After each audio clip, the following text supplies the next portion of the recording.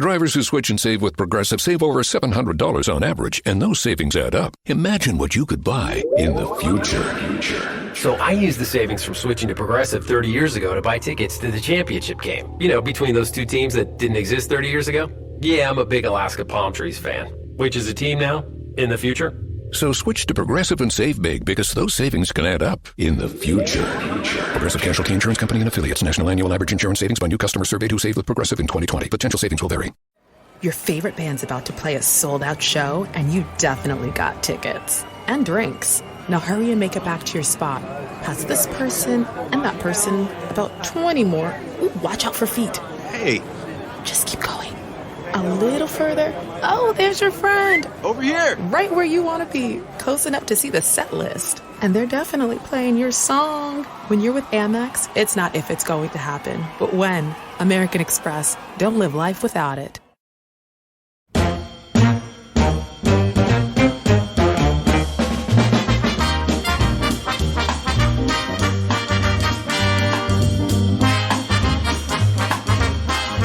Hi, everybody. It's Ed Mann, the executive producer of The Real Brady Bros. It's everyone's favorite podcast. Oh, you know it is. And I know you've told your friends about it. And if you haven't told your friends, we know who you are.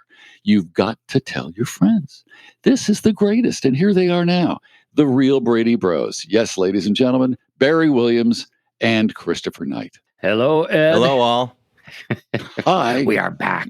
We are back. We are back. This is Q&A number 9.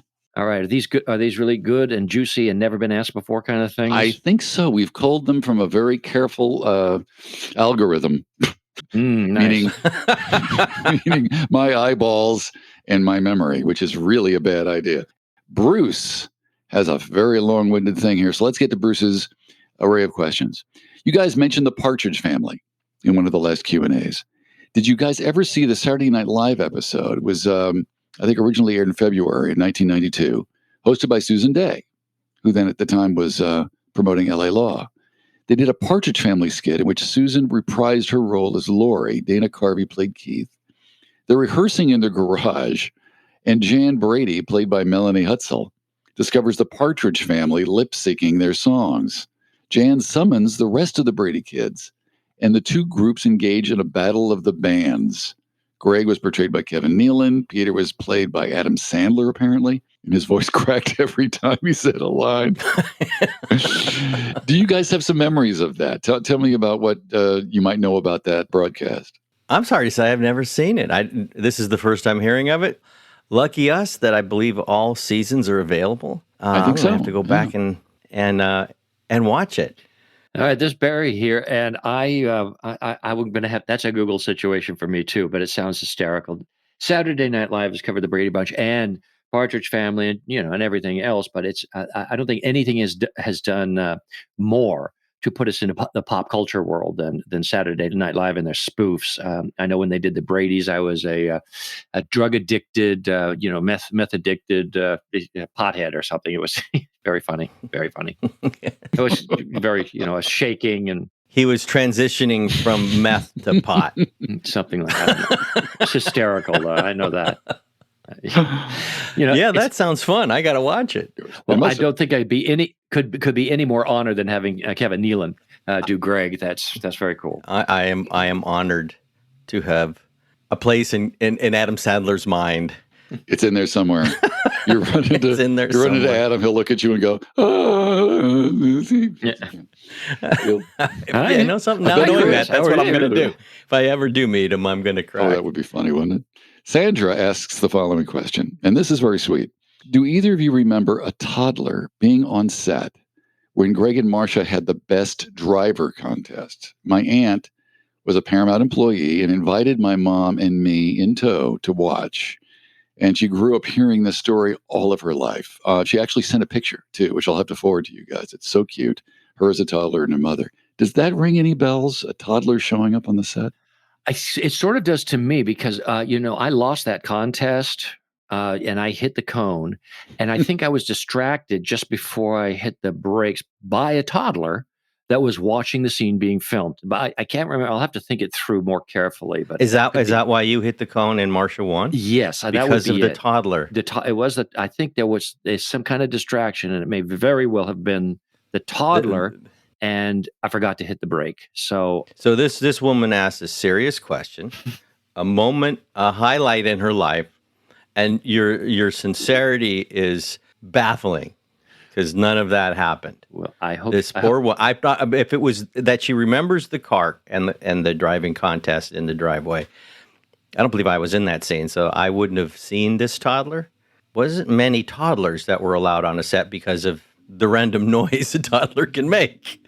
The entire set has to go quiet when the bell rings and the red light is on. So it must have, been a short time that toddler was on set. But as a Paramount employee, I imagine she had some, she was carrying some weight in there and said, look, sometimes that might happen, but I get it because you got guys working by the hour. And the last thing the production people want to do is pay people overtime for something like that because a toddler goes, But I don't remember being introduced, to this young toddler, or so it might have been could have been overlooked simply because we were focused making the scene. Yeah, we did have some. I remember some guests that came to the set, like Henry Kissinger and his family. Seriously, yeah.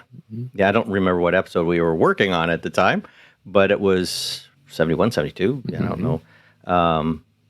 Somewhere in my collection, there is a photograph of all of us standing with him and his family. Yeah. I think you ladies are fantastic.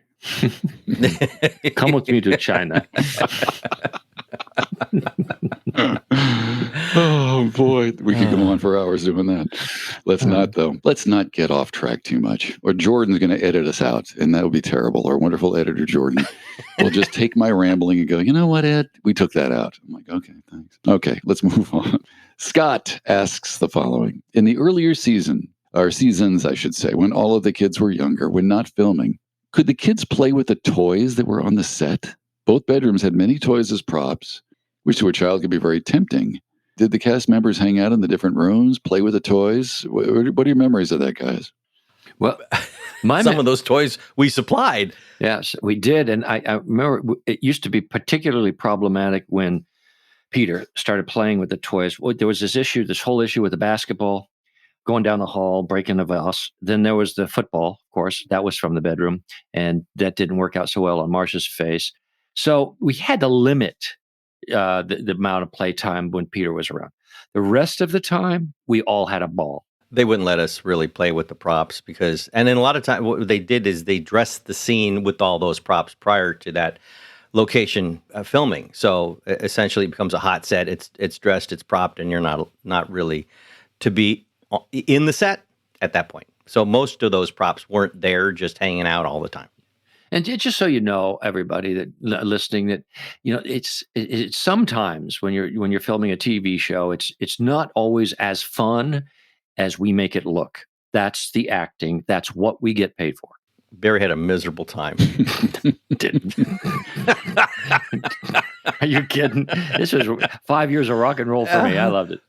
Well, you had your own dressing room, though, didn't you? I mean, that had to be kind of cool. Eventually, yes. Yeah. Eat a beaver, save a tree. Okay. Yeah. We shared the same dressing room, the three of us, for the first year. They didn't even first 2 years. When was it we got our own dressing rooms? Pilot in first year for sure. I think it might have been third year when I got my own.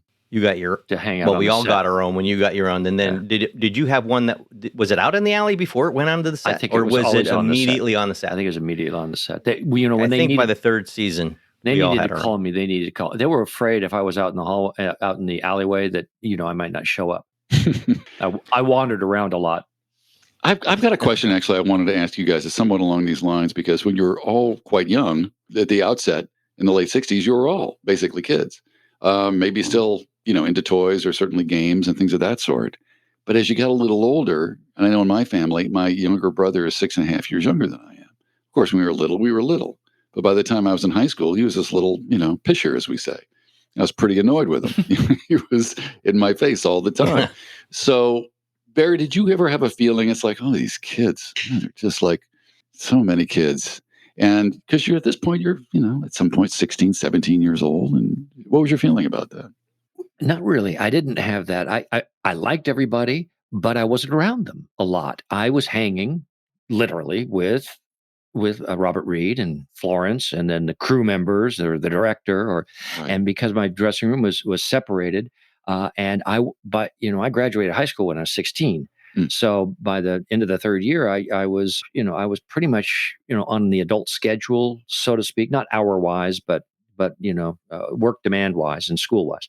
So I just thought of them as kind of like family, but I didn't have as much time together with them unless we were touring or doing some sort of publicity tour for the network, and then I literally felt like a big brother. You figure how school factors in to a child's schedule, and then the peculiar ways it's addressed in a work environment that we were in. The welfare worker who is or becomes our teacher when school year begins, there's 6 of us, and Barry was 14 when you began the show. Yes. Is that how old you were? Mm-hmm. So you were already in 8th grade, correct? Mm-hmm. You never got taught by Frances Whitfield, correct? Yes, Because I did. Yes, I did for the first The pilot. year. Yeah, and even the first year, because we didn't have a second teacher until the second year. Okay, so that's the reason why, because Frances was accredited to teach up till I think through 8th grade, not 9th. Oh. And that was then, it was necessary to get a second teacher to teach those of us who were then in the 9th to 12th grade. Barry was bumped then from our classroom into another classroom in that second year, and then quickly finished high school, so wasn't in any classroom. And a lot of our time was spent in class every day. So, that closeness, being in school together, was between the 5 of us and didn't really include Barry for the majority of the time that we worked. Right. Summertime, of course, there's no school and we could just hang out. Sure, but this begs a little bit of a question for me. And I've always wondered about this, because when you're basically in school on set, and we all know how busy sets can be. I mean, they're moving equipment around and there's yelling and screaming and everyone's got to be on time somewhere or another.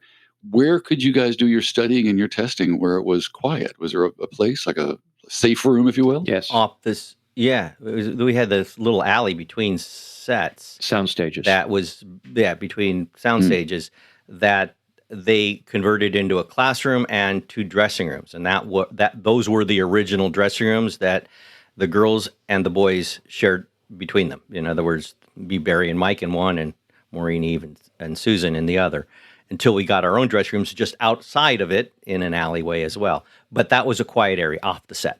And outside the sound stage itself. It was between the sound stages, so we weren't subjected to all the hustle and bustle of the set and the activity and the filming and what was going on when we were in school. And then when we would do out there, whichever character was needed for a scene, then they would pull us out of school. And it was conveniently located right next to the by. Stage door. Right. See, I guess I'm maybe more curious than some of the viewers. If you got crew members running around, I think we all know crew members are going to say and do and act the way they would normally act as adults. And here you guys are running around, whether it's in between or on the soundstage or what have you, and they're going, F this, God bless that, or, you name the swear word. Did that happen in your memory? Were these guys vocal? No. No. They knew what they were working on, Yep. and our show was a kids show. Look, there's 6 moms also, right. that they're reminded constant. Our parents aren't in the schoolroom with us. They're on the set with that grip. Listen, It's likely. I know we reflect on this a lot, but Sherwood Schwartz really, really deserves the props for setting the tone of this show and of the behavior on the soundstage and the work schedules and how he allowed us to be children, but there was no misunderstanding with the crew that this was a family show and they were to behave responsibly and not like they're on an R-rated or even a PG-rated television show. The crews can be rough, union members sometimes, but they were not crude and they were very respectful of the environment, as well as our stage itself, which we left open for visitors and guests that could come in and participate and watch, and sit behind the camera somewhere off to the side and Sure. and watch us film our scenes. And that's all Sherwood Schwartz. By and large, these, our crew was like uncles and aunts. Right. I mean, I, as a kid, was, leap on them, jump, into their arms, attack them from behind, Right. having to be reminded of perhaps getting too big to do that, and their knees aren't that great. I remember, I think it was Owen, our cameraman, who just said, yeah, Owen like, Marsh? I think it was Owen Marsh, Yeah. and they were very close. They were adult friends. Yeah. I mean, what that's what was special about our environment, and I believe helped us out, is we had a lot of adult models around us, more so than any other kids would. But we also had a kid-friendly environment, in that I had Barry and I had Mike and we had the girls, and we were, it was built for kids. So those adults that were there, those grips that were there, were kid-friendly. I mean, I don't remember there being anybody in our crew that didn't appear to be sort of liking kids. I mean, not liking kids. They all liked kids. That's the feeling I got. The other thing on the heels of what you just said, Chris, is from going back to that question about toys on the sets, we did use the teeter-totter. We did use the swing set, sometimes. Absolutely. I mean, those things couldn't keep us out of the backyard. They never really draped that off as a hot set. But I wasn't assuming they were thinking of set pieces like that we toyed around on. Do you want to, the little toys and the drum and Right. the boys' bedroom and stuff. Cut like and that. dissolve to a couple of years ago, Chris, when we were doing the HGTV Brady renovation, and they put in a teeter-totter in the backyard, in the mini backyard, and now Chris is maybe a little bit heavier than larger than he was as a 12-year-old, and so he decides to jump on this thing with who would you get on it with? I'm trying to recall. It was either who it Mike was. or I don't think it was. I don't think it was Eve. No, So that limits it. It's either Mike or Susan. Well, tell him what happened. So he gets on the teeter-totter. It wasn't like our old teeter-totter. There was an imbalance between weight on either side of this teeter-totter, meaning that I was Bigger. much heavier than whomever it was that was on the other side. It might have been Eve. It wasn't really built to play on because they didn't bolt in the handle. They screwed it into a plank, the plank that was the wood of the teeter-totter. You see where this is going? The handle just came right off in my hands. So I on the downswing. Right, and I was still recovering from my Achilles surgery, so I wasn't moving exceptionally well. Let's just say he landed on the fence behind him.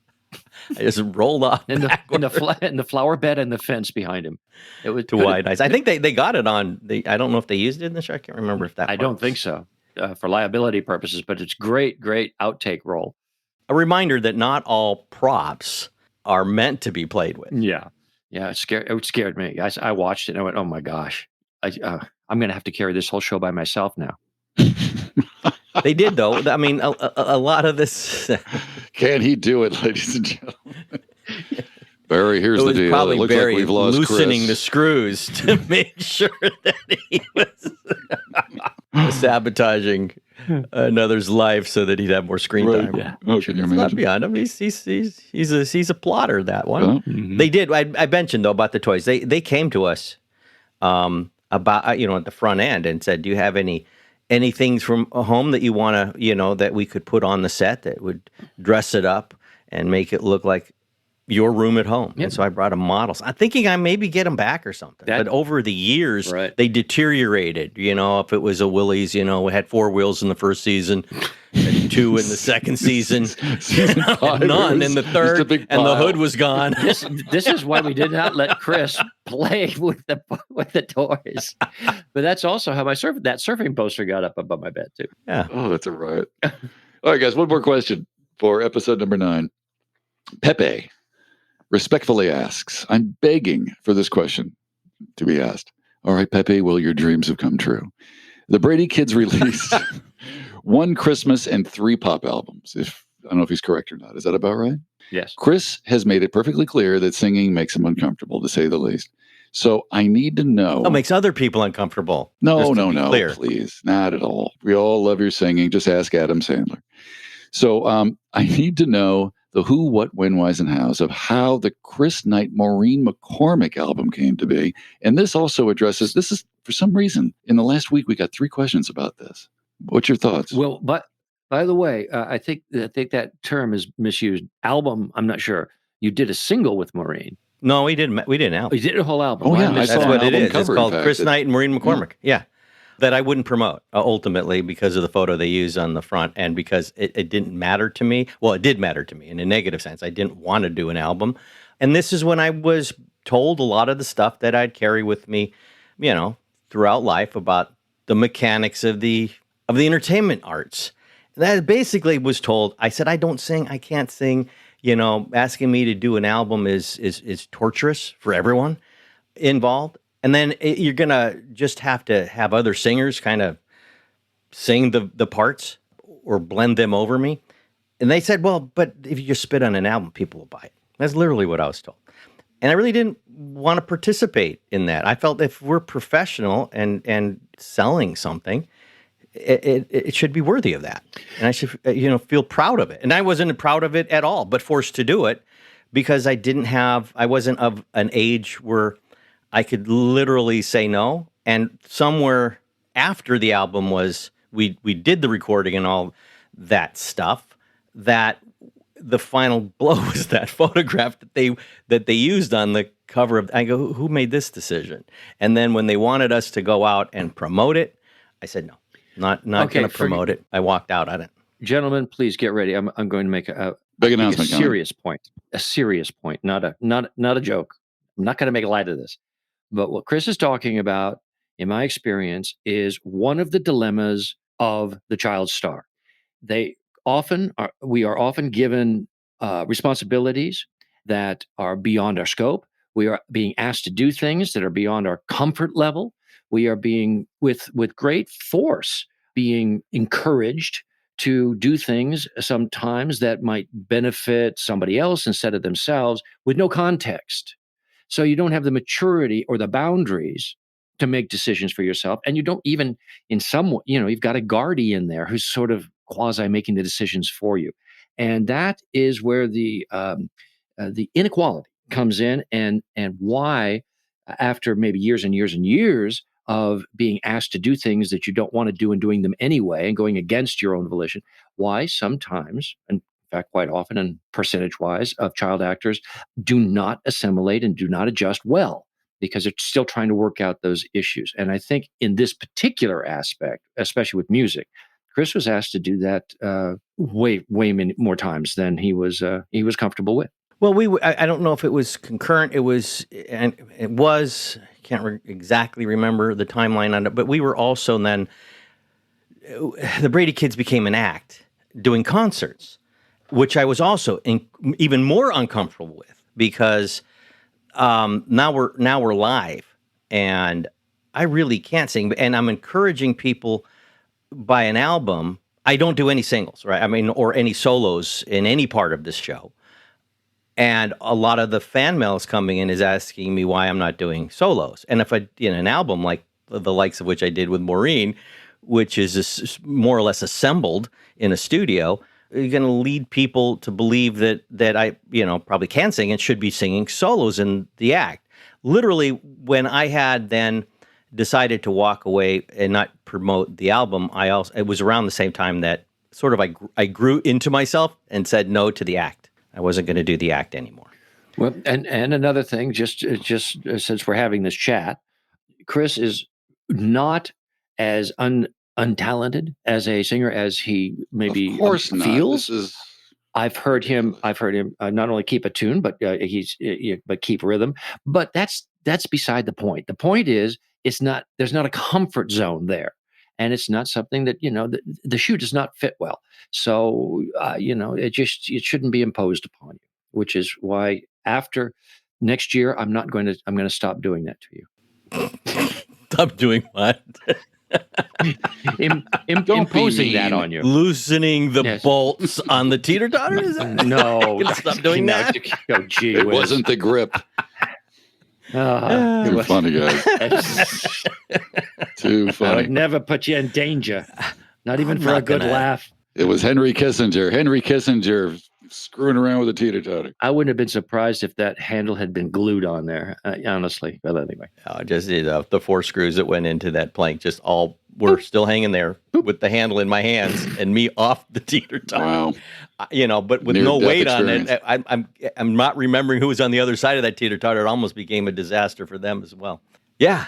Well, there you go. That's the story of Chris Knight and Maureen McCormick Apple. Now, there was a single, right, Chris? There was a single. From that album, there was a single. Well, no. The single I did was just me.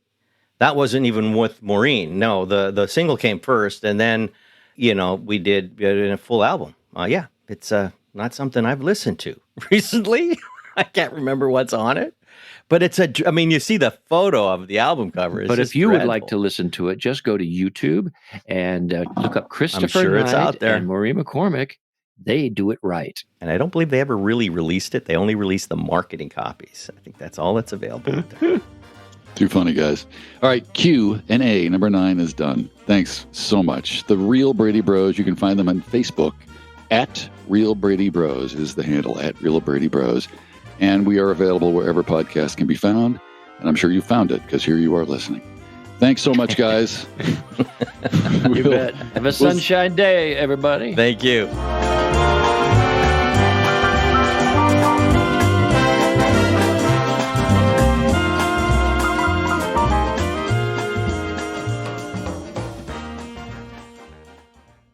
Progressive presents Forced Metaphors about bundling your home and auto. When you bundle your home and auto with Progressive, you get great savings and round-the-clock protection, which is as beautiful as looking your firstborn child in the eyes for the first time.